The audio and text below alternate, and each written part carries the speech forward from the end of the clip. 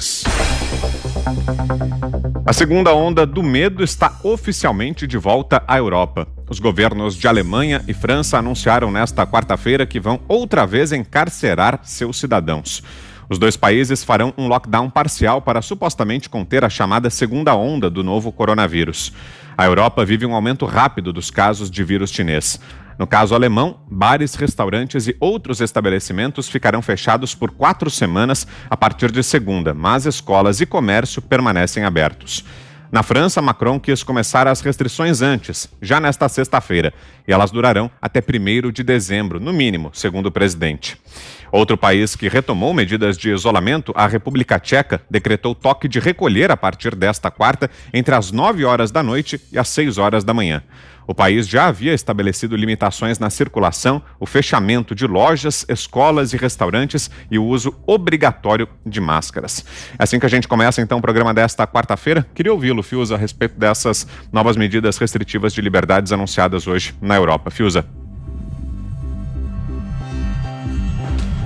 Esses chefes de Estado, eles já vinham ensaiando as suas diretrizes demagógicas desde antes da pandemia. Lamentavelmente, a crise do continente europeu decorria bastante também de governantes fracos.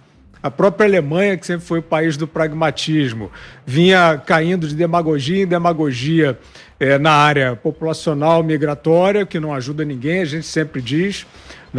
A Europa começou a viver essa farsa, fingindo que todos os desterrados poderiam chegar a todas as capitais organizadas, partiram para uma sucessão de patrulhas, acusações, culpas, quer dizer, você passar a se sentir culpado por estar vivendo num lugar que é mais organizado, em detrimento das pessoas que estão em lugares, entre aspas, periféricos, menos organizados ou conflagrados.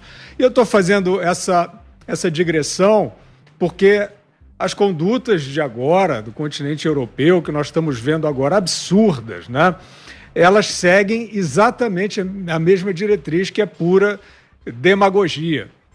Nós temos aí a verificação e a constatação de que o lockdown bruto, como é esse que eles estão... Vamos falar um português assim mais de pé no chão. Um lockdown burro que eles estão adotando, todos os estudos já vieram mostrar que não são eficazes em termos de salvação de vidas. Isso aí, Vitor, não é uma implicância minha com essa medida que é muito severa, que é muito sofrida para a população, que retira liberdades, mas isso não é uma implicância, uma afirmação leviana pela liberdade. Isso é uma constatação dos estudos que nós estamos vendo. A Universidade de Toronto, por exemplo, já tem esse tipo de estudo no Canadá. Universidade de Harvard já tem esse tipo de estudo. Já citamos aqui várias vezes. E são estudos que apenas pegam as áreas trancadas, comparam com as áreas que não se trancaram ou que se trancaram menos. Não há vantagem das áreas que se trancaram mais em relação às outras no que tange à preservação das vidas. Então, o que nós estamos vendo, e eu realmente não sei explicar a falta de reação, ou melhor, começa a haver uma reação. Nós vimos aí protestos na Itália, vimos alguns protestos na Espanha, mas são reações que não estão dissuadindo esses líderes. Quer dizer, o Macron, como nós falamos aqui, ele fez primeiro um ensaio de toque de recolher noturno, algo bizarro, em relação a suposto bloqueio do percurso do contágio. Como assim? Todo mundo pode viver. Teve protesto em Paris com aglomeração, todo mundo junto. Isso é uma completa de uma hipocrisia. E agora, de novo, uma ordem unida. Sem base científica, Vitor? Vamos sempre sublinhar isso. Sem base na ciência. Não há um atestado. A sociedade tem que começar a exigir dessas autoridades que elas atestem a fundamentação técnica dessa medida. Não há políticas direcionadas aos realmente vulneráveis, que vão morrer trancados de novo porque não há esse esclarecimento, essa proteção aos grupos que realmente estão mais vulneráveis, e a gente só pode achar que é um movimento preparatório para impor a vacina para todo mundo. Diga, Zé. Olha, ninguém pode repetir um fato histórico a não ser por fraude. E esta é uma nova tentativa de fraude. Está mais do que confirmado de que esse tipo de processo de quarentena absurdo, isso não funciona. Não funcionou da primeira vez e não é agora que vai funcionar. A prova está descrita na situação do Brasil hoje.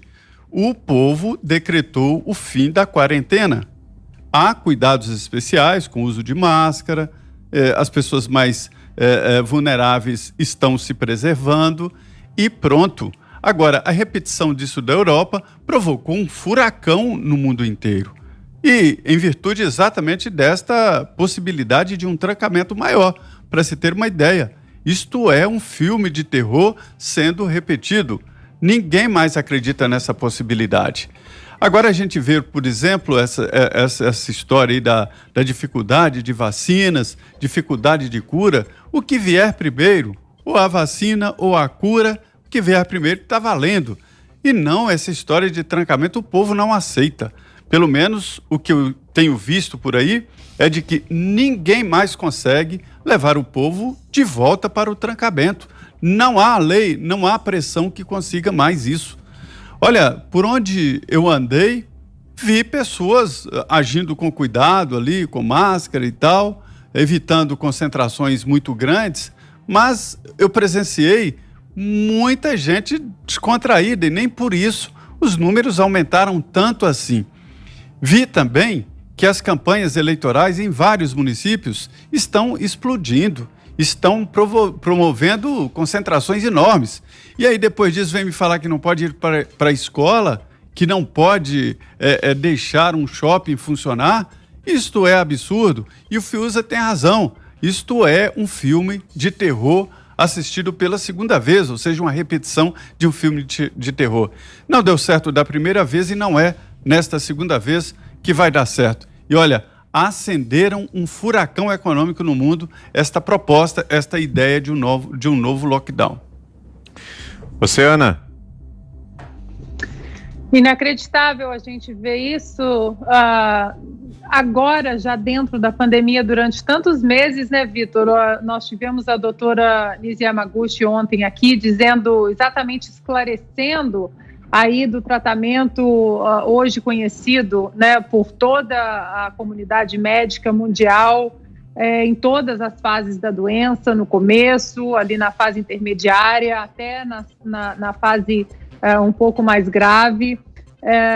E, no entanto, o que se discute ainda é uma possível vacina que vai desrespeitar todas as fases aí científicas de maturidade de uma vacina segura, como a história mostra, e também o que a ciência vem mostrando ou não mostrando, né? Que como o Fiuza colocou muito bem, o lockdown não funcionou em lugar algum até hoje. Esse lockdown severo, robusto, de trancar todo mundo, muito pelo contrário, nós temos os casos aqui em Nova York, onde o governador Cuomo e o prefeito de Nova York, de Blasio, trancaram a população de uma maneira tão severa e mais de 10 mil idosos acabaram morrendo ali, trancados nas suas casas ali de idosos.